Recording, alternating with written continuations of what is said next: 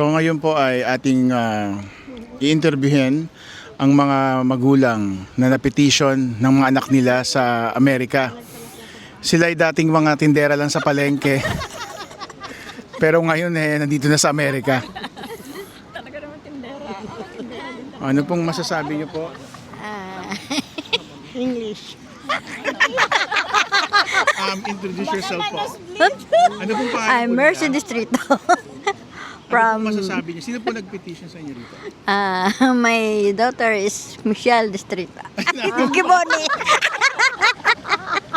Next? Ano yun? Sino, paano kayo nakapunta sa Amerika? Wala. May napangasawa ko, Amerikano.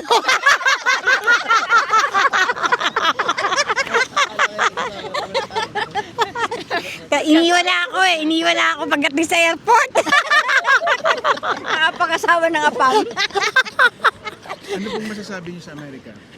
Maraming Amerikano. Naisip niyo bang makakarating kayo sa Amerika? Naisip ko din. Kasi nga, may boyfriend ako Amerikano eh. Kayo po anong masasabi niyo sa Amerika at nandito na po kayo? Masaya naman at nakarating ako dito sa Lagi Amerika. naman nakakarating na kayo. Kahit noon.